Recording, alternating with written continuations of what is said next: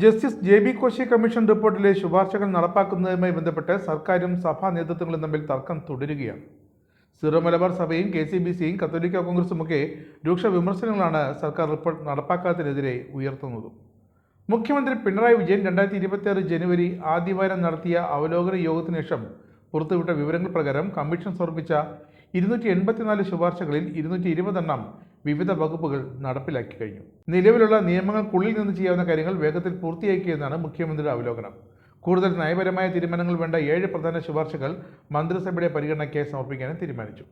ബാക്കിയുള്ളവ നടപ്പാക്കാൻ നിയമ ഭേദഗതികളോ കേന്ദ്ര സർക്കാരിൻ്റെ അനുമതി ആവശ്യമാണെന്നും സർക്കാർ അവലോകനത്തിൽ വ്യക്തമാക്കി. എന്നാൽ കത്തോലിക്ക സഭയും പ്രതിപക്ഷവും രൂക്ഷമായ വിമർശനമാണ് ഈ അവലോകനത്തിനെതിരെ ഉയർത്തുന്നത്. സർക്കാർ ശുപാർശകൾ നടപ്പാക്കിയെന്ന് അവകാശപ്പെടുമ്പോഴും സഭ അത് പൂർണ്ണമായും വിശ്വസിക്കുന്നില്ല. റിപ്പോർട്ട് ഇതുവരെ പുറത്തുവിട്ടിട്ടില്ല. കമ്മീഷൻ റിപ്പോർട്ട് പൂർണ്ണരൂപത്തിൽ ഇതുവരെ പരസ്യപ്പെടുത്തിയിട്ടുമില്ല. റിപ്പോർട്ട് കാണാതെ എങ്ങനെയാണ് 220 ശുപാർശകൾ നടപ്പാക്കി എന്ന് പറയുന്നതും തങ്ങളെ വിശ്വസിപ്പിക്കുന്നതും എന്ന് സഭ ചോദിക്കുന്നു. പ്രധാന ആവശ്യങ്ങൾ അവഗണിക്കപ്പെട്ടു. വിദ്യാഭ്യാസ, തൊഴിൽ സംവരണ വർധനവ്, ദളിത് ക്രൈസ്തവർക്കുള്ള ആനുകൂല്യങ്ങൾ തുടങ്ങിയ അടിസ്ഥാനപരമായ ആവശ്യങ്ങളിൽ ഇതുവരെ വ്യക്തമായ തീരുമാനമുണ്ടായില്ല. 2026 നിയമസഭാ തിരഞ്ഞെടുപ്പ് അടുത്തിരിക്കെ ക്രൈസ്തവ വോട്ടുകൾ ലക്ഷ്യം വെച്ചുള്ള വെറും പ്രഖ്യാപനം മാത്രമാണെന്ന് KCBC ആരോപിച്ചിട്ടുണ്ട്. കമ്മീഷന്റെ ശുപാർശകളിൽ സഭ പ്രധാനമായും നടപ്പാക്കാൻ സമ്മതം ചെലുത്തുന്ന ചില കാര്യങ്ങളുണ്ട്.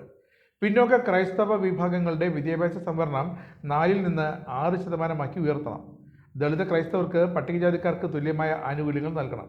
ന്യൂനപക്ഷ ക്ഷേമ വകുപ്പിന് കീഴിലുള്ള സ്കോളർഷിപ്പുകളിൽ ജനസംഖ്യാനുപാതികമായ വിതരണം ഉറപ്പാക്കണം. സൺഡേ സ്കൂൾ അധ്യാപകർക്ക് ക്ഷേമനിധി ഏർപ്പെടുത്തണം. സർക്കാർ തന്നെ ഭൂരിഭാഗം ശുപാർശകൾ നടപ്പാക്കിയെന്ന് അവകാശപ്പെടുമ്പോൾ സഭ അത് കണ്ണിൽ പൊടിയിടലായിട്ടാണ് കാണുന്നത്. ഫെബ്രുവരി 6 നടക്കാനിരിക്കുന്ന ഉന്നതതല യോഗത്തിൽ ഈ വിഷയത്തിൽ കൂടുതൽ വ്യക്തത വരുമെന്നാണ് പ്രതീക്ഷ. റിപ്പോർട്ട് പരസ്യപ്പെടുത്തണമെന്നും നടപ്പാക്കിയെന്ന് പറയുന്ന 220 ശുപാർശകൾ ഏതൊക്കെയെന്ന് വ്യക്തമാക്കാൻ സർക്കാർ ശ്രമിക്കണമെന്നും സഭ ആവശ്യപ്പെടുന്നു. വിദ്യാഭ്യാസ സംവരണം 4% നിന്നും 6% തന്നെ വർദ്ധിപ്പിക്കുകയും വേണം. പുരോഹിതർക്ക് ശിക്ഷ ഉറപ്പാക്കുന്ന തരത്തിലുള്ള വിവാഹ രജിസ്ട്രേഷൻ ബില്ലിലെ വിവാദ വ്യവസ്ഥകൾ ഒഴിവാക്കണം. വിഴിഞ്ഞം ഉൾപ്പെടെയുള്ള തീരദേശത്തെ കുടുംബങ്ങൾക്ക് മെച്ചപ്പെട്ട പുനരധിവാസവും ആനുകൂല്യങ്ങളും നൽകണം. ബഫർ സോൺ പ്രശ്നത്തിലും വന്യജീവി ആക്രമണത്തിലും കർഷകർക്ക് അർഹമായ നഷ്ടപരിഹാരവും സുരക്ഷയും സർക്കാർ ഉറപ്പാക്കണം. സർക്കാർ ഫയലുകളിൽ ചില നടപടികൾ വന്നിട്ടുണ്ടാകാമെങ്കിലും കത്തോലിക്ക സമുദായത്തിന് അനുഭവവേദ്യമാകുന്ന രീതിയിൽ വലിയ മാറ്റങ്ങളൊന്നും ഇതുവരെ ഉണ്ടായിട്ടില്ല എന്നതാണ് യാഥാർത്ഥ്യം. കത്തോലിക്ക സഭയുടെ ജനകീയ കൺവെൻഷനുകൾ റിപ്പോർട്ട് പുറത്തുവിടണമെന്നും ശുപാർശകൾ നടപ്പാക്കണമെന്നും ആവശ്യപ്പെട്ട് 140 മണ്ഡലങ്ങളിലും നടത്താനൊരുങ്ങുകയാണ്. ക്രൈസ്തവ സമൂഹത്തിന്റെ ജീവിത സാഹചര്യങ്ങളിൽ മാറ്റം വരുത്താൻ കഴിയുന്ന ശക്തമായ ശുപാർശകൾ ജെ.ബി. കോശി കമ്മീഷൻ റിപ്പോർട്ടിലുണ്ട്. എന്നാൽ അവ നടപ്പാക്കുന്നതിലെ സർക്കാരിന്റെ സുതാര്യക്കുറവാണ് നിലവിലെ പ്രധാന തർക്കമെന്ന് സഭ വിലയിരുത്തുന്നു.